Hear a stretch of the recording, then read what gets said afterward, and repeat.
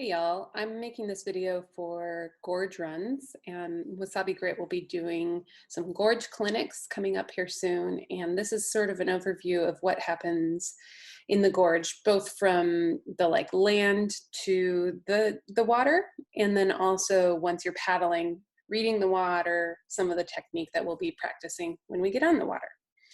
So without further ado, let's take some look at some video.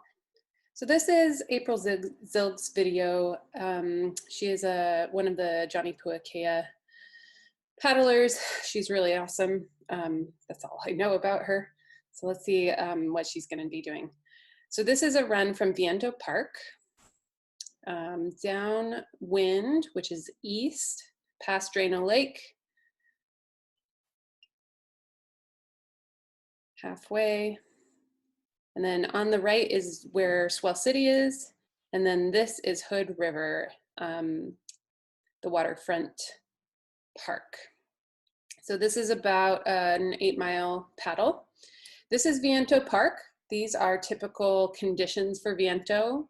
As you can see, there's a super strong wind already, and she has gotten her boat down and is out into some area where she's not going to bottom out on her rudder. She's already leashed in, and she's a really experienced paddler. So as you can see, the wind is coming on to her ama side. She's keeping her leg in the water for stability, because wind on your ama side is the most unstable position. So she's just trying to get her nose a little bit into the wind so it's a little bit more stable. And you can see from the other landmarks that her boat's already being pushed pretty significantly by the wind. If you are paddling with a buddy, you're going to be paddling upwind so that you can wait for them to get in. If you just sit there, you'll already be 50 yards down the way by the time they get in the water. So this is the most scary part of the whole paddle, I promise, unless you huli. Paddling out to the middle of the river is daunting. You're going sidewind. She's now like notched into the waves a little bit, so that's a lot more stable to have your nose kind of going into the waves. And you can tell that she's on the right hand or the left hand side for a little bit of balance as she's heading upwind.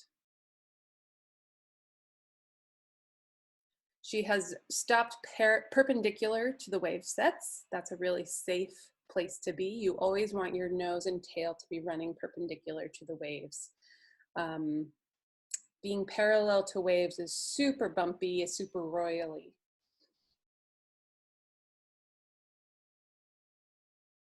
You know, blow your snot rockets. I hope she has a lot of sunscreen on. You get super burnt if you don't wear sunscreen.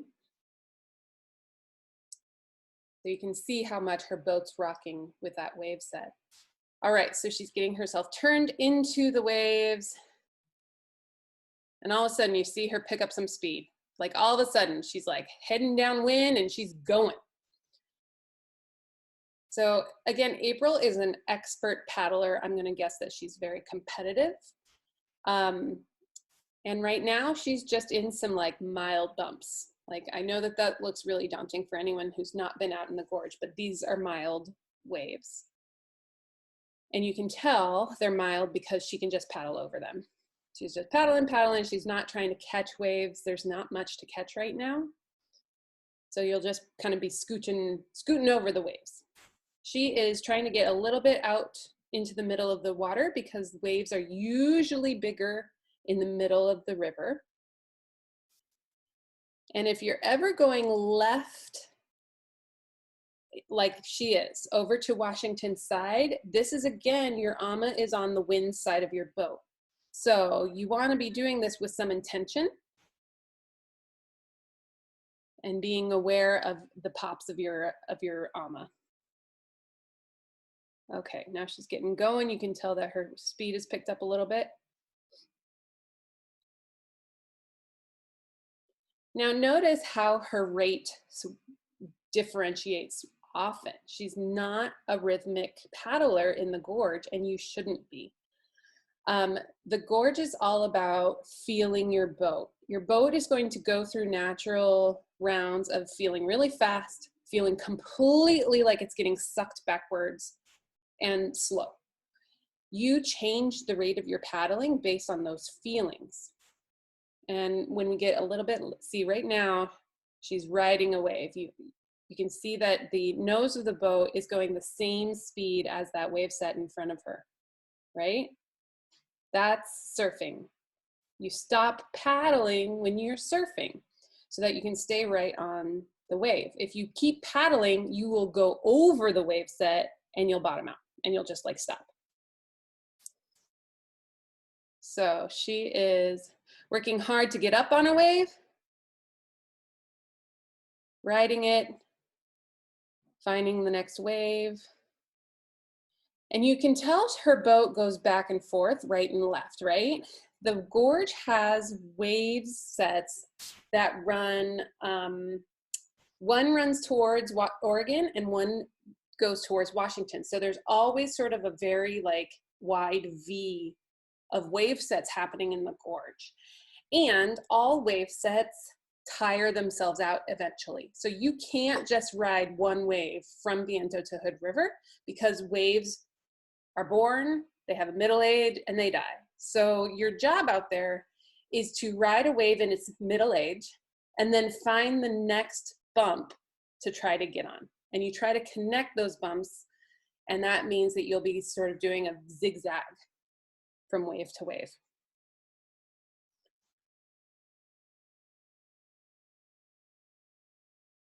April is also experienced in paddling on the left. You will notice from many, many paddlers in the gorge that most people paddle right 80 to 90% of their run.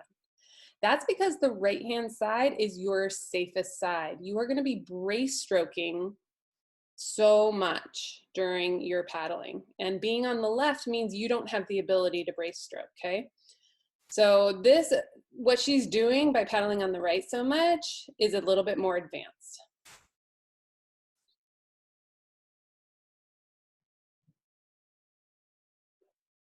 See how she got up on a wave and then she turned. So you want to do your speed work going perpendicular to waves. That one, ooh, is she gonna get over it? She did. Now she's on a wave. You can tell by where the wave is in relationship to the nose. So the nose should always be just about to touch the back of the wave ahead of you. It shouldn't be plowing into it. That usually slows you down and stops you sometimes. And it shouldn't be sticking out in the air because that means that you are stuck up on the top of the wave.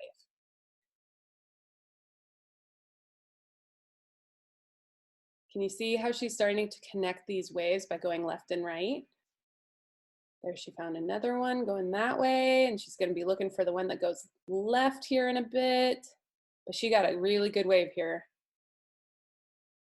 She's skipping over some waves, and there she goes to the left again. She bottomed out a little bit on that one. See how her nose went under the water? And you can see her rate when she is trying to catch waves is really fast. This is a tap, and it's intense. You're going to be incredibly tired after gorge runs because that amount of tapping is so much more energy than doing long distance runs. There she is bracing. You see her brace stroke.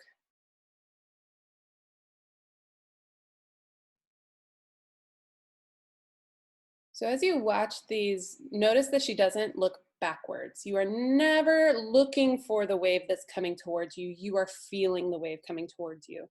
And you are watching the waves in front of you and your relationship of them to your nose to know what's happening behind you. So right here, you could see her nose was out of the water and she kind of slowed down. It's because she was on the crest of that wave. She let it go. She let it pass underneath her because she knew she wanted to catch the one that's following it. So if you ever feel that sort of like, oh, I'm on the top of a wave, just back off, let it go by you, and then get ready for the next one. Now you can start to see she's getting into some bigger water. That point up ahead is, oh man, I forgot the name. It starts with an M. What happens, so again, this is Viento, and we're about a mile, 2 miles east of Viento Park right now. As we get nearer to this point on the right, the water and the wind tend to push you over to Oregon side like this. You get really fast water going over to right-hand side. You really need to be intentional to push left and stay out into in the middle of the river here, because you can get like pushed into that point, and then you're like on a side paddling away from shore, right? So you need to stay out here.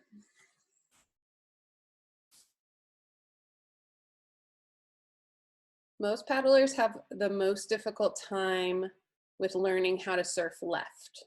These right-hand ones are easy because you don't have any pressure on your ama. So one of the recommendations is to get up on these the waves that are going towards Oregon, get up on those and go fast. And then once you're going fast, notch to the left a little bit, because you always want to like do your turns after you've gained speed. You don't want to be turning as you catch a wave, because you won't catch it.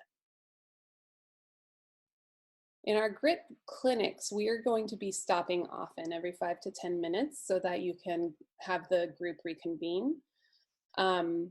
So you'll also have a chance to breathe.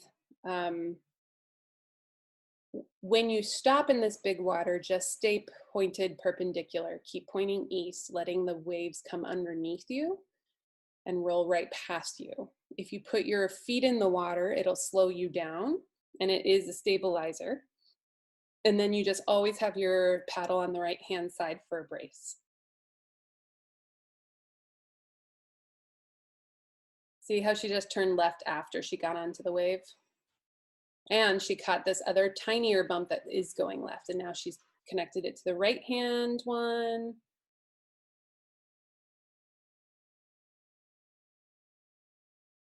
And one of the cool things you can see her doing is that she's actually finding ways to run over waves, which is an advanced skill. Your first time out, you are not going to really find yourself running over wave sets, which means like this wave that's right in front of her, she can pop over it like she just did. Oh, perfect timing.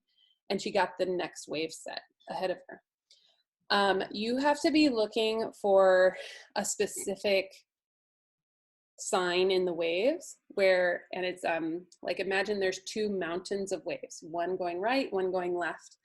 Where those two are the highest swell, if those 2 things meet, that's the peak crest. Where their valleys meet is the like biggest valley, and you want to find the place right in the middle. That is your like saddle gap. And that saddle gap is sort of like a gate into the wave set ahead of you. So if you can find that gap, you can get speed up on one wave, and then you can push through the next wave set and just like catapult you forward. But it is hard to do.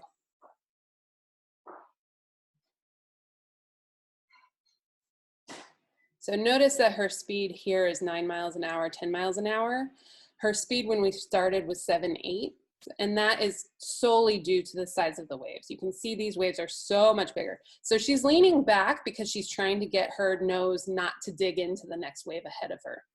If you put weight towards the back of your boat, sometimes you can keep your nose out of the water.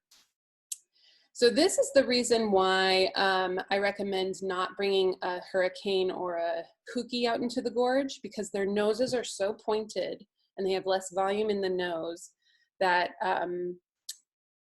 let's see if we can find a place where she doesn't have that bubble. They're so pointed that they tend to nose plow into the next wave often.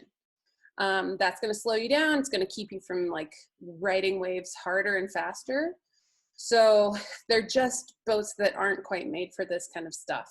They're safe, you can take them, but I've found that they're not as delightful. So she's gotten past Mitchell Point, that's the name of the thing, Mitchell Point. And you can see that the wave sets here are pretty significant. And this is a good sign in the back. You can see how the waves, how big the waves are. These are probably 3 foot, 4 foot waves.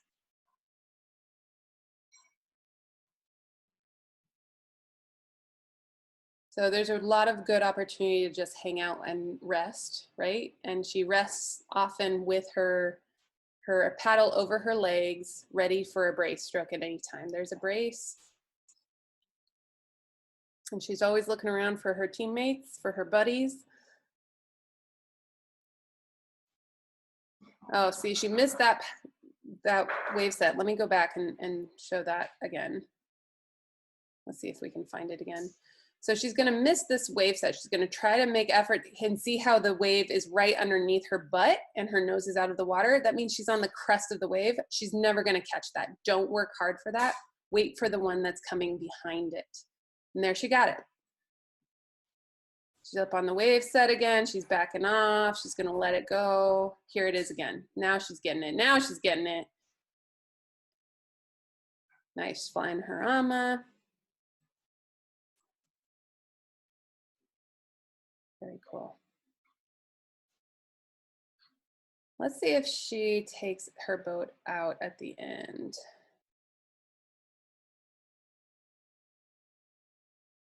Okay, so she's coming up to Hood River, and see how the waves have definitely backed off. Usually the waves are not as big as you get close to Hood River. And you do have to cut across them in order to get to the waterfront part. All right, this is another person, and they are actually on the same run that we just watched. This is past Mitchell Point. It's just another viewpoint. So you can see how big the waves can get, right?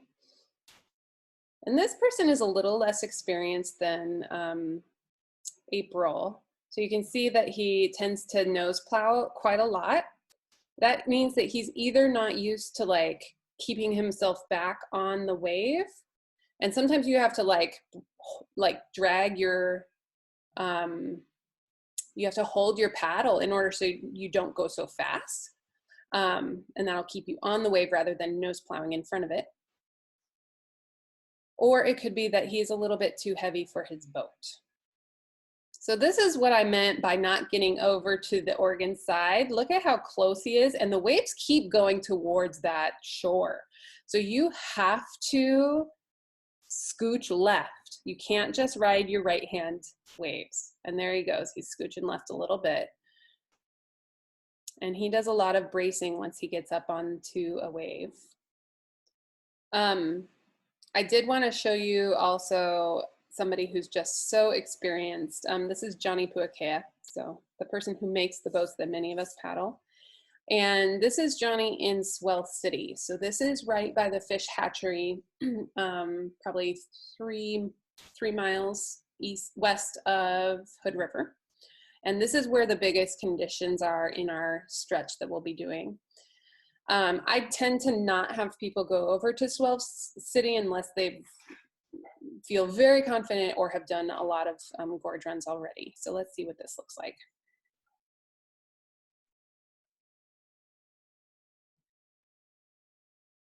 So one of the things you can just immediately tell is how comfortable Johnny is with flying the ama. Like, he doesn't even brace. He's just comfortable with that ama popping, and he's basically like surf skiing, right? And he's fine with that. He can even paddle through it happening. The other thing I like about this video is you can see what the lock looks like from the front. Johnny has one of the best locks I've ever seen, and you can see him sticking his paddle into the water at a 45-degree angle and burying it so much. It's just so impressive. So this is also a good example of modifying your rate based on your conditions. So you stop, you ride your wave, you take a little whoop, and then you get real hard and fast to like stay on that wave or to catch the next one. He actually lost that wave by paddling that hard. So here's his next wave set. He's on it, happy, having the best time of your life here, keeping his nose out of the water by leaning back a little bit.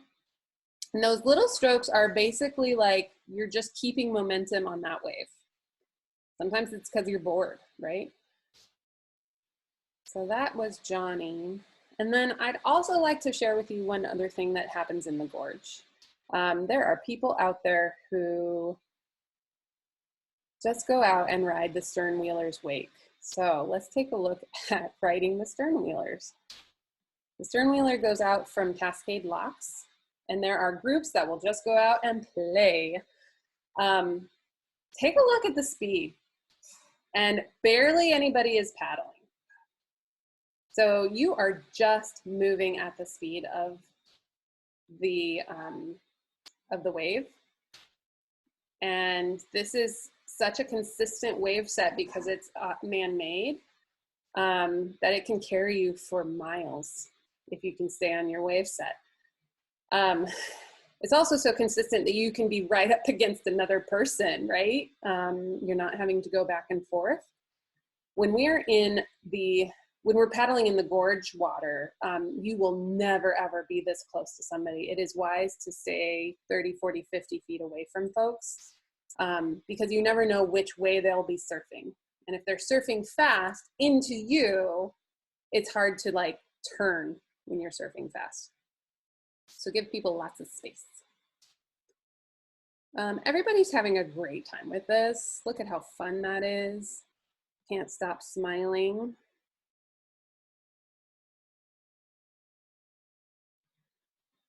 This is also a little bit of a dangerous thing, you know, like if that person ahead of him actually lost his wave and he like came back at the other guy, that would be an awful collision.